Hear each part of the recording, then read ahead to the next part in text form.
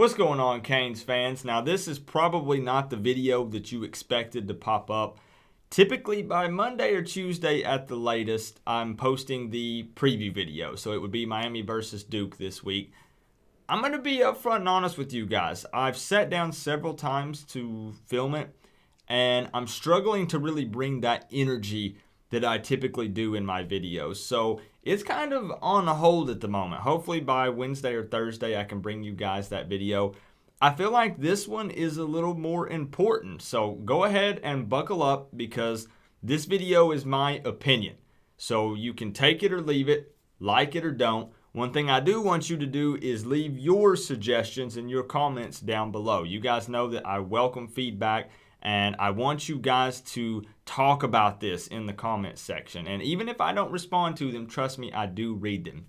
But as I said, I want to make it known that this is my opinion, and everyone has a different opinion on how we could fix Miami. So the topic for this video is 5 fixes for the Miami Hurricanes. Now, some of these are quick fixes. Some of them would have to take place maybe in the off season or spring, something like that.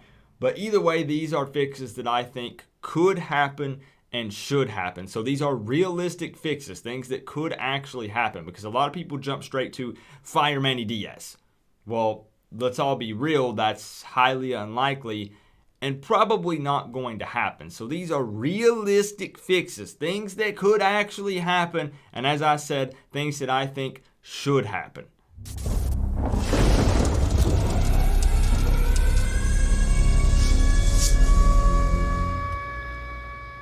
So kicking it off, the first thing that I think could help get the Miami Hurricanes back on track is hire a dedicated special teams coach. And I know what you're thinking, Coop, we have a special teams coach, 𝐂𝐿.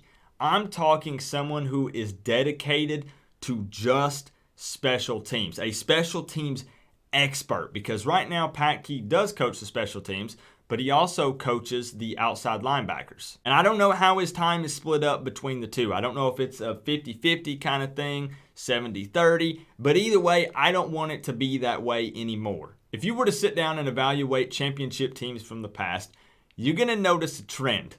Many of them had spectacular special teams talent and execution. Special teams is huge. To me, I feel like special teams plays a large enough role and has a big enough impact in the game that it deserves more than just a coach coaching it as a side project. And I do understand that there's more to special teams being great than just coaching. Obviously, you've got to have the talent and the players in place, but it's a good start. And that's why I wanted to kick it off with that point, because I said at the beginning of the video, many of you are going to think I'm crazy with some of these suggestions that I'm making, but there are a lot of big-time teams right now that have dedicated special teams coordinators. LSU.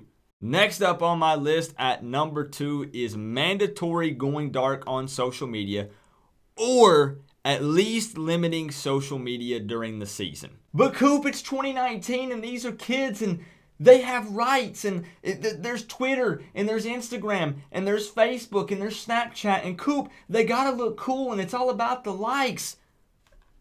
Do you want to win a national championship or not?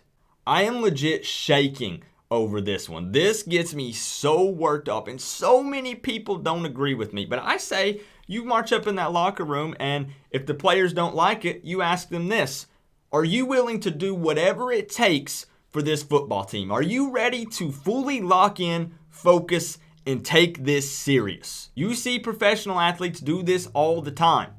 The season is starting, going dark, not posting for a while, see you guys after the season, locked in and focused.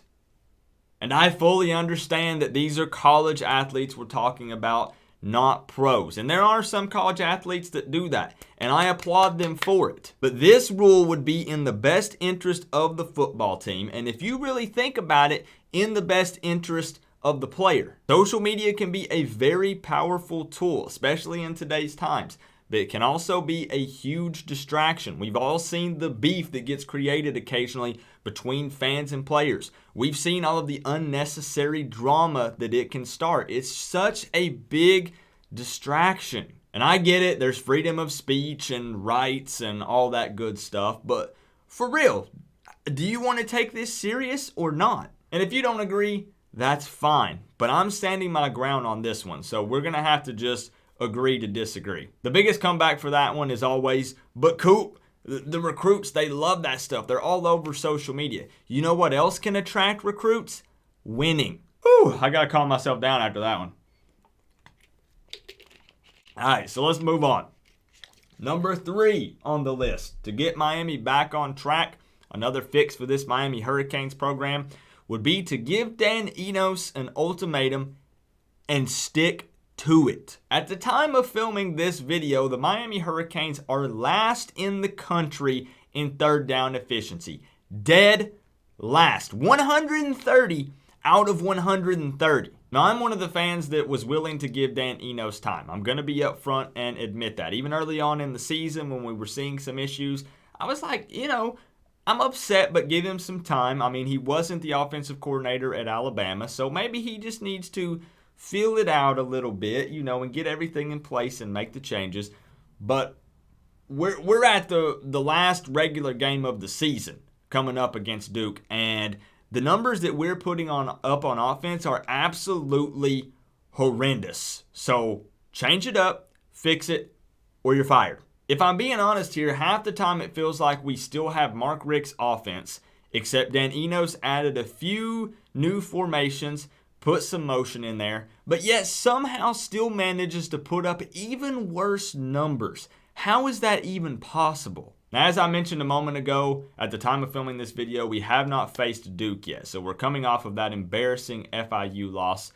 But I'm just going to be honest here. I don't think that Dan Enos gets fired at the end of this season unless something drastic happens. I'm talking, we put up less than 10 points combined against Duke and in our bowl game, and we lose both of them. And then there's just so much backlash and so much heat that they feel like they have to do something. And then even then, I really don't know that it happens. Have teams fired a first-year OC for less? Absolutely. Will we do it?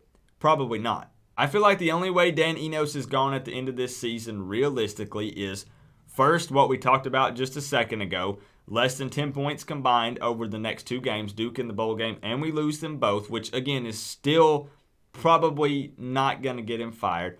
Or, as I also said, he received so much heat and hate that maybe he decides to stick his neck out a little bit and maybe just see what other offers are out there that are on the table. And maybe he leaves and accepts a job somewhere else because he just feels so much heat and hatred that he doesn't want to be here. Now, I don't know what his contract is. I don't know all those details. Of course, with Miami being a private school and all this stuff, it's hard to find that stuff out. So I don't know what all the details are with that. Is that even a possibility? I don't know.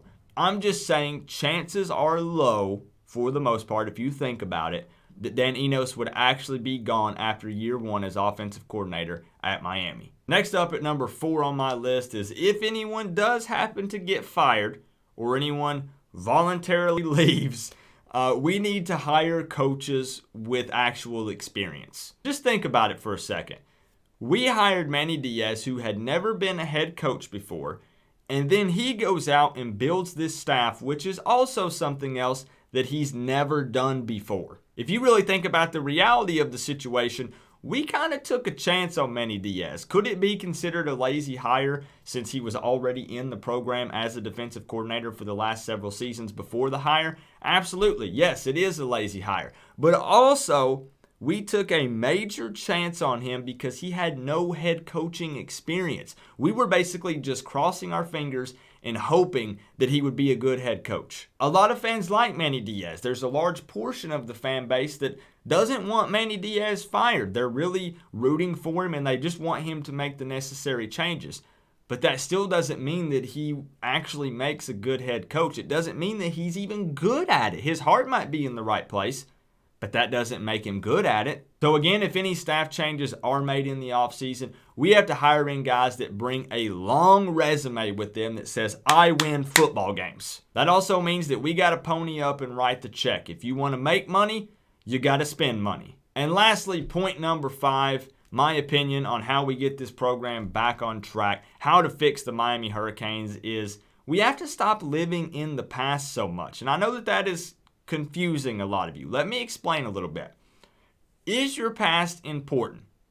Absolutely, yes. But do you think that a recruit cares that we have 5 national championships, considering that the last time we won one of them was back in 2001? Your past can help define who you are today. So I'm not saying forget about our past titles. I'm not saying that they don't still have an impact in some ways today. I'm not saying that it didn't help shape us into who we are today. I'm not saying that they're not important.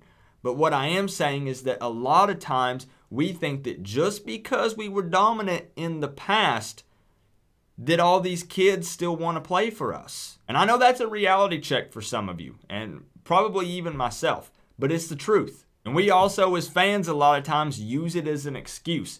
Well, at least we've got 5 national championships. Well, at least we used to be good. I want to be good now. And I'll say it one more time. I am thankful for the past. I'm not saying that I'll never bring it up again. I'm not saying that I'm going to forget it. Without those years, we may not even have a football team right now. But in the grand scheme of things, if you really think about it, it doesn't really matter right now, this season or next season or the season after that. As a matter of fact, as we go down the line and get further and further, 2020 season, 2021, 2022, that just means we're even further away from when we used to actually be relevant and good. And I know that stings and it hurts, but as I said, it's the truth. So this applies to fans, coaches, and players. We have to stop living in the past so much. Again, don't forget about it, but you have to understand that a lot of these guys we're trying to recruit now were probably not even born the last time the Miami Hurricanes were relevant. And as I said, it hurts. Trust me. I'm not knocking on Miami. I'm just trying to be realistic. I'm a Miami fan, and sometimes I have to step back and really just evaluate who we are and where we are. And I get it. I do it all the time. I'm wearing the hat that has the five championship marks on it with the ... because there's more to come, right?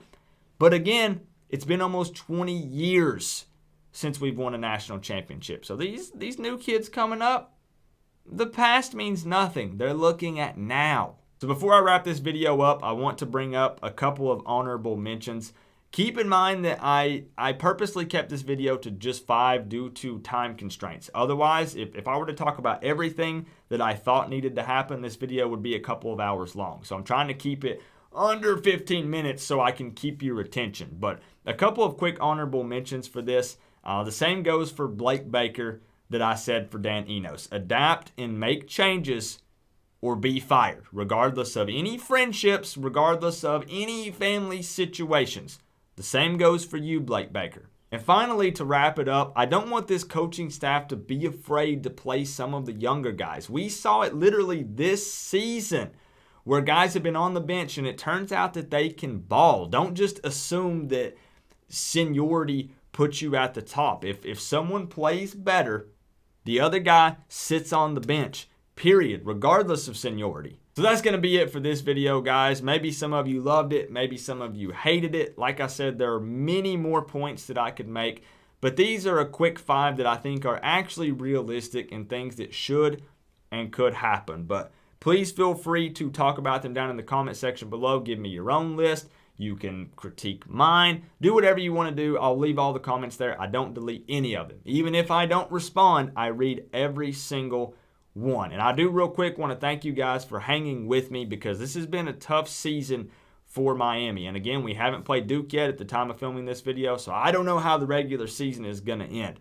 So it's been a tough season for us Canes fans. But one thing you guys have consistently done is stuck by me and showed me a bunch of love on this channel. So thank you guys so much for that. If you want to join this awesome family, make sure that you click the subscribe button down below before we wrap up this video.